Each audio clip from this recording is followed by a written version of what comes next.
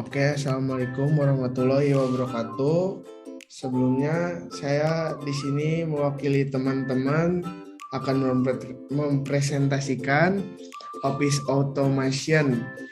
Di sini ada Muhammad Resditian, terus ada Muhammad Ilham, Denny Kurniawan, Ferdi Gunawan, dan saya sendiri Rio Febrian, dan ada Fikri Ilham.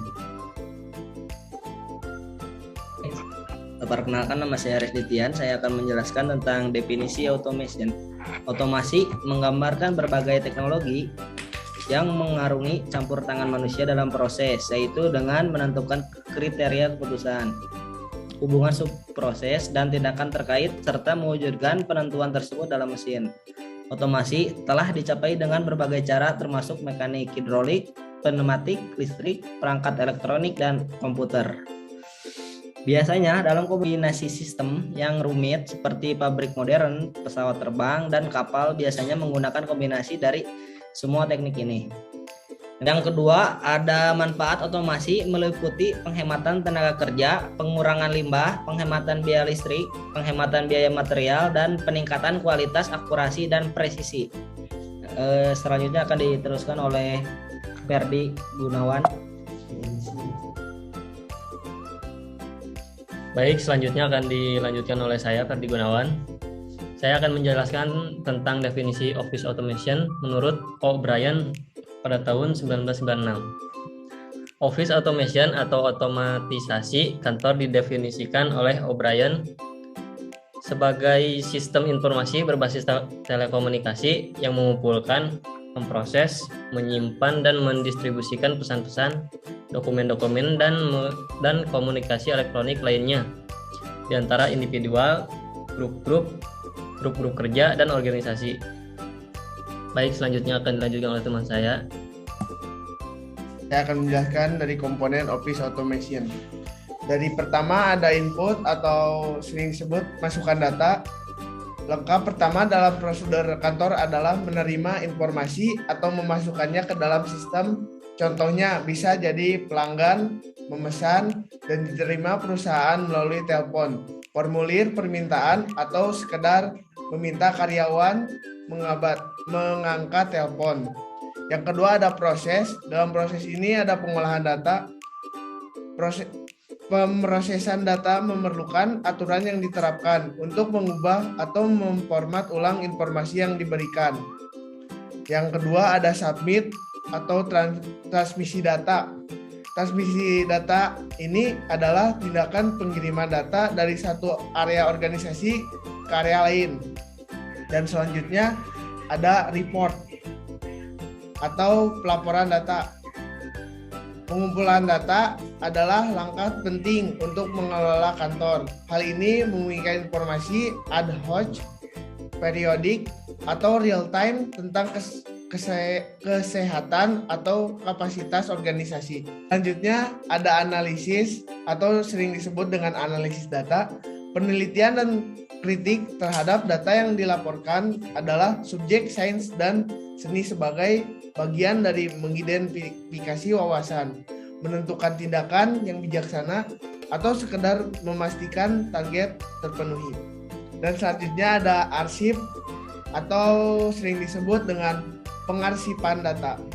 Pengarsipan data memerlukan penyimpanan informasi di lokasi yang aman dan dapat diakses seringkali untuk memenuhi persyaratan, peraturan, atau kebutuhan bisnis perusahaan untuk menganalisis lebih lanjut dan memanfaatkan pengumpulan informasi manajer kantor. Dalam contoh, kami dapat meminta tim teknologinya untuk mengarsipkan informasi sehingga ada ruang untuk bekerja tanpa dikacaukan dengan pesanan pelanggan lama. Dan yang terakhir ada disposal atau sering disebut dengan pembuangan data. Membuang data seringkali merupakan persyaratan, peraturan, dan yang membantu perusahaan mengamankan informasi sensitif dari klien mereka. Manajer kantor dapat menentukan atau menetapkan kebijakan untuk menghapus informasi kadaluarsa dari catatan mereka atau yang membuang catatan yang tidak penting. Dan selanjutnya ada tujuan Office Automation. Yang pertama ada memperoleh, menyimpan, dan menemukan kembali informasi termasuk memo, surat, dan laporan. Yang kedua ada mempersiapkan dan mengirimkan informasi. Yang ketiga ada memperoleh, menganalisa, menyimpan, dan menemukan data dalam menentukan keputusan. Yang keempat menerima dan mengirimkan komunikasi verbal. Yang kelima ada partisipasi dalam konferensi dan rapat. Dan yang keenam jadwal rapat dan perjanjian, membuat kalender karyawan.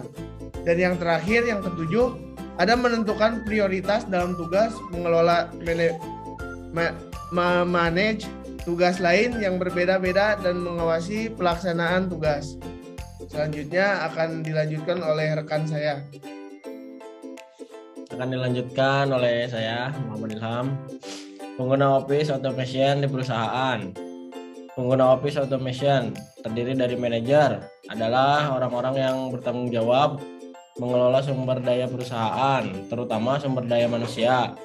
Kedua, profesional, orang yang tidak mengelola orang lain tetapi menyumbang keahlian khusus yang membedakan antara dari sekretaris dan pegawai administratif, atau contohnya pembeli, wiraniaga, dan lain-lain. Selanjutnya, sekretaris biasanya ditugaskan pada pekerja terdidik tertentu untuk melaksanakan sebagai tugas, seperti menangani korespondensi, menjawab telepon, dan mengatur jadwal pertemuan. Terakhir, pegawai administratif biasanya bertugas melaksanakan tugas-tugas untuk sekretaris, seperti mengoperasikan mesin fotokopi, menyusun dokumen, menyimpan dokumen, dan mengirimkan surat. Lebih jauh lagi, Office Automation System atau bisa dibilang otomasi kantor diartikan sebagai usaha yang dilakukan untuk mengurangi penggunaan kertas, meningkatkan kecepatan, ketepatan, dan pemanfaatan teknologi secara otomatis. Sudah dilanjutkan oleh teman saya. Ya, perkenalkan, nama saya Fikri Ilham. Jadi macam-macam sistem Office Automation, sistem komunikasi elektronik, yaitu merupakan sistem teknologi informasi yang digunakan untuk berkomunikasi di antara individu, grup-grup kerja, dan organisasi-organisasi. Yang termasuk dalam sistem ini adalah email, voice email, fax email, dan bulletin board system. Yang kedua yaitu sistem kolaborasi elektronik. Sistem kolaborasi elektronik adalah suatu sistem yang tidak hanya pertukaran komunikasi atau pesan, tetapi juga bagaimana informasi atau pesan tersebut digunakan untuk bekerja sama. Contoh aplikasi yang ada pada OA. Yang tergolong dalam sistem kolaborasi adalah telekonferensi dan telekomuting. Ya, selanjutnya dilanjutkan oleh Denny Kurniawan. Izin memperkenalkan diri, nama saya Denny Kurniawan dan saya akan meneruskan apa yang sudah dijelaskan oleh rekan-rekan saya. Sistem publikasi dan pengolahan elektronik. Sistem publikasi elektronik atau Electronic Publishing System adalah penggunaan teknologi informasi untuk keperluan pembuatan dokumen tercetak. Yang termasuk aplikasi dari sistem publikasi dan pengolahan image elektronik adalah desktop publishing, electronic document management, presentase grafik, dan multimedia presentation. Sistem pengolahan kantor. Sistem pengolahan kantor atau Office Management System merupakan sistem kantor otomatis yang mendukung orang-orang di organisasi untuk mengorganisasikan aktivitas-aktivitas kerja mereka. Yang termasuk dalam sistem ini adalah desktop aksesoris dan electronic scheduling atau kalender elektronik.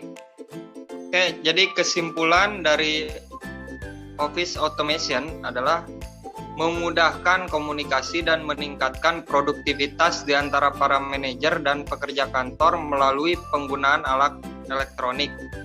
Office Automation telah berkembang meliputi beragam aplikasi seperti conference jarak jauh, voicemail, email, electronic calendaring, facsimile, transmission, komputer dalam diprogram untuk melaksanakan sebagian penalaran logis yang sama seperti manusia. Suatu aplikasi yang dinamakan kecerdasan buatan atau artificial intelligence. Terima kasih atas perhatiannya. Sekian dari kelompok kami. Mohon maaf apabila ada kekurangan dan kiranya teman-teman berkenan untuk memberikan suatu pertanyaan, maka kami akan mencoba untuk menjawab dengan sebaik mungkin. Terima kasih. Wassalamualaikum warahmatullahi wabarakatuh. Waalaikumsalam warahmatullahi wabarakatuh. Tepuk tangan. Makasih.